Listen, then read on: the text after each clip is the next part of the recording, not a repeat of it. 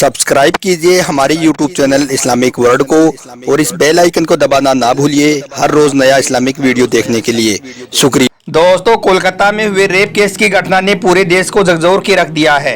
हर रोज इस केस को लेकर हैरान करने वाले नए नए खुलासे हो रहे हैं। अभी एक नए खुलासे में बताया जा रहा है कि इस घटना में एक नहीं बल्कि 14 लोग शामिल थे और यही नहीं, उन दरिंदों के साथ में एक लड़की के शामिल होने की बात भी सामने आ रही है। हम आपको बता दें कि यह खुलासा करने वाला कोई और नहीं है बल्कि आरजीकर हॉस्पिटल के डॉक्टर ने खुद इस बात का खुलासा किया है।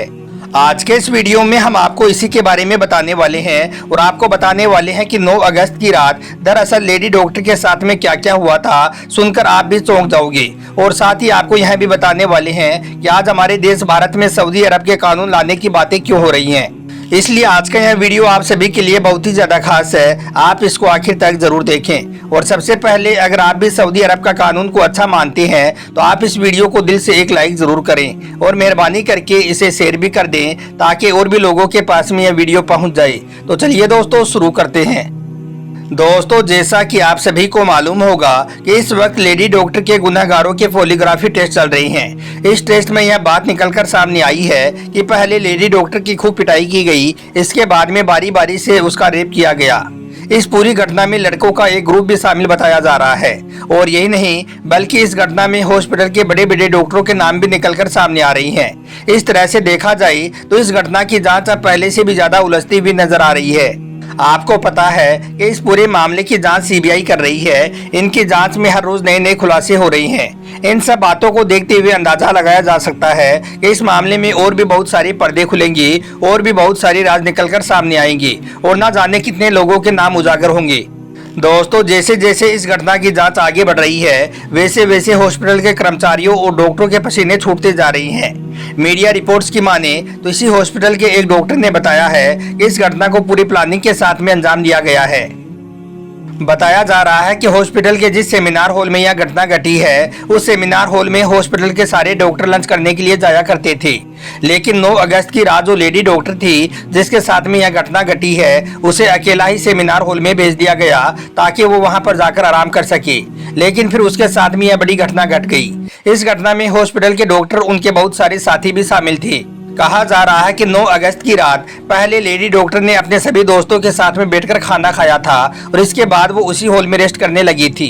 क्योंकि लंबी ड्यूटी करने के बाद उसे थकान महसूस होने लगी थी, इसलिए वो वहीं पर लेट गई और उसे लेटते ही नींद आ गई। फिर 4 घंटों के बाद में उसके साथ में यह घटना हो गई।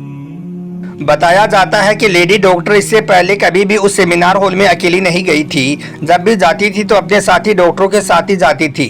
फिर आखिर उस वक्त आधी रात को उसे अकेला जाने के लिए किसने बोला होगा, और अगर उसे अकेला भेजा भी गया तो फिर उसके साथी डॉक्टरों को वहां पर जाने की परमिशन क्यों नहीं मिली? यह एक बड़ा सवाल है। इस सवाल को लेकर यह खुलासा किया गया है कि उस रात लेडी डॉक्टर के साथियों को यह कहकर मना कर दिया गया था कि इस वक्त सेमिनार हॉल में कुछ काम चल रहा है, इसलिए अगर वो सब जाएंगे तो वहां पर काम में रुकावट आएगी। बस यही कहकर लेडी डॉक्टरों को अकेला भेजा गया। फिर वो वहां पर चली गई और जाकर सेमिनार हॉल में आराम करने लगी।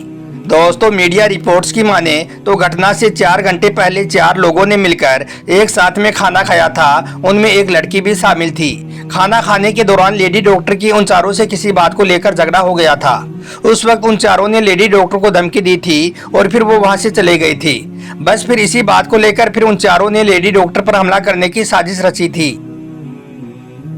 इसके बाद उन चारों ने बाहर आकर खूब दारू पी। फिर 4 घंटे के बाद वापस सेमिनार हॉल में आकर लेडी डॉक्टर पर हमला कर दिया। कहा जाता है कि उस वक्त 2 लोगों ने लेडी डॉक्टर के हाथ पकड़े। उनके साथ में एक लड़की भी थी, उसने भी उन लोगों की मदद की। फिर एक शख्स ने लेडी डॉक्टर के बाल पकड़कर जोर से जमीन पर गिरा दिया। जमीन पर जोर से गिरने की वजह से लेडी डॉक्टर की गर्दन में गहरी चोट आ गई, जिससे वो बुरी तरह से छटपटाने लगी थी। फिर इसके बाद लेडी डॉक्टर के साथ में दरिंदगी की गई। इसके साथ ही खुलासा यह भी किया गया है कि इस दौरान लेडी डॉक्टर को उल्टा भी किया गया और फिर उसकी पीठ पर खड़े होकर उसे जोर से मारा गया। इतनी बेरहमी से पिटाई करने के बाद भी दरिंदों का मन नहीं भरा। इसके बाद उन्होंने लेडी डॉक्टर का गला जोर से दबा दिया और फिर वो सबके सब सेमिनार हॉल से बाहर आ गई। बाहर आकर उन्होंने देखा कि बाहर 4-5 लड़के और बैठे हैं। उनको यह अच्छी तरह से जानते थे कि यह लड़के शराबी हैं और इनका गलत लोगों के साथ में उठना बैठना है। बस फिर इन्होंने उन लड़कों से कह दिया कि सेमिनार हॉल में हम तुम्हारे लिए कुछ रख कर आए हैं, जाओ और जाकर अपना काम करके आ जाओ। इसके बाद वो सबके सब लड़के सेमिनार हॉल में गए जहां पर लेडी डॉक्टर मुर्दा हालत में पड़ी हुई थी। फिर इन्होंने बारी बारी से उसके साथ में दरिंदगी की। इसके बाद वो डॉक्टर और सारे लड़के बाथरूम में गए और अपने आप को साफ किया।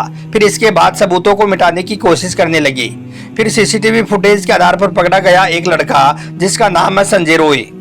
दोस्तों, हम आपको बता दें कि यह सारे दावे करने वाला कोई और नहीं है बल्कि इसी आरजीकर हॉस्पिटल का एक डॉक्टर है। उसी ने यह सारी बातें बताई हैं। हालांकि पोस्टमार्टम रिपोर्ट में यह बात भी सामने आई है कि उस रात लेडी डॉक्टर के साथ में बहुत ही भयानक तरीके से दरिंदगी की गई थी।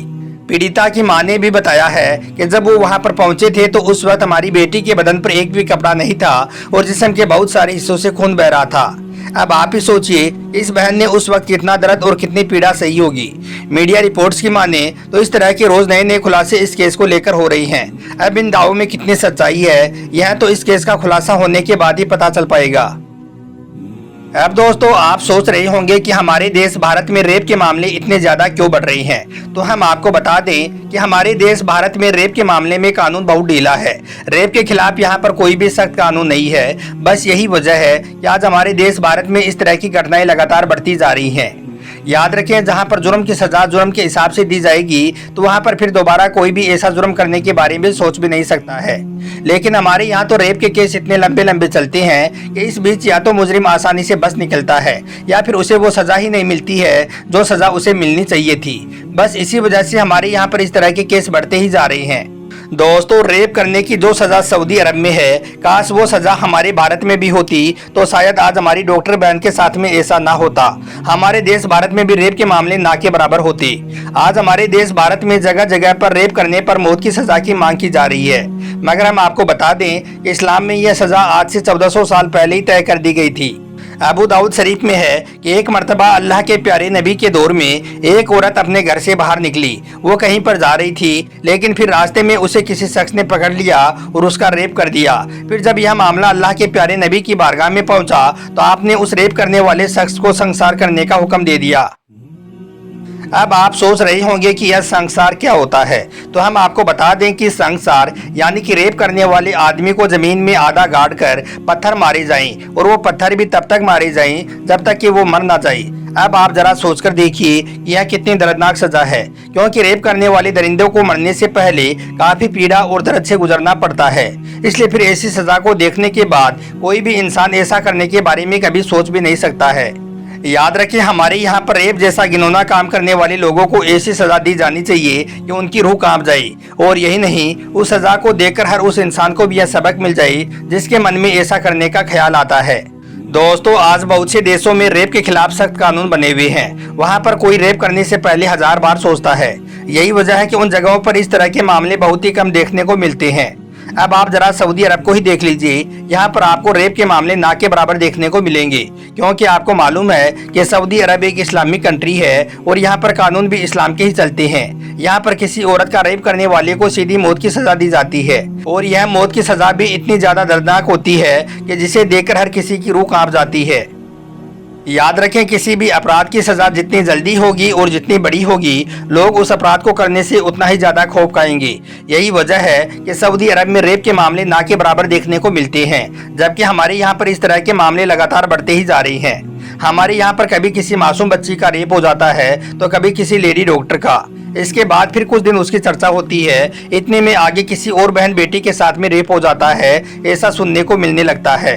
क्योंकि आज हम लोग यहाँ पर धर्म और मजहब के नाम पर बट गए हैं। याद रखो, बेटी चाहे हिंदू की हो या मुसलमान की, और रेप करने वाला कोई हिंदू हो या मुसलमान हो, उसको सीधी मौत की सजा दी जानी चाहिए, तभी हमारे यहाँ पर इस तरह के मामले मिटेंगे।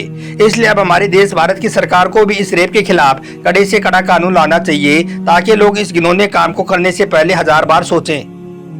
अब कुछ लोगों को इस्लाम पाबंदी वाला मजहब लगता है। चलिए आप एक बात पर गौर करें, इस्लाम ने हमें इन सब चीजों से बचने के लिए क्यों कहा है। याद रखें, इंसान के अंदर हैवान कुछ गलत चीजों की वजह से आ जाता है, जैसे कि गंदी फिल्में देखना, अपने दोस्तों में बेखुदा या गंदी बातों की चर्चा करना, अपने दिमाग में हर वक्त गंदे गंदे ख्याल लाना। जब इन सब बातों में इंसान गिर जाता है तो फिर उसको सही और गलत में कुछ फर्क नजर नहीं आता है, क्योंकि उस वक्त उस पर शैतान इतना ज्यादा हावी हो जाता है कि फिर वो क्या करने जा रहा है, क्या करने वाला है, यह सब उसे खुद ही पता नहीं होता है। बस इसी वजह से फिर वो किसी का रेप भी कर देता है और उसका वो कत्ल भी कर देता है। इसकी दूसरी वजह है शराब। याद रखें, जब इंसान शराब पीता है तो फिर वो अपने होशो हवास में नहीं रहता है, फिर उसे कोई फर्क नहीं पड़ता है कि क्या सही है और क्या गलत है। बस फिर इसी वजह से वो इस तरह की घटनाओं को अंजाम दे देता है। अल्लाह ताला से दुआ है कि अल्लाह पाक हम सबकी बहन बेटियों को अपने हिफ्ज़ो अमान में रखे और हम सबकी बहन बेटियों को इस तरह के दरिंदों से महफूज फरमाए। आमीन, अल्लाहुम्मा आमीन।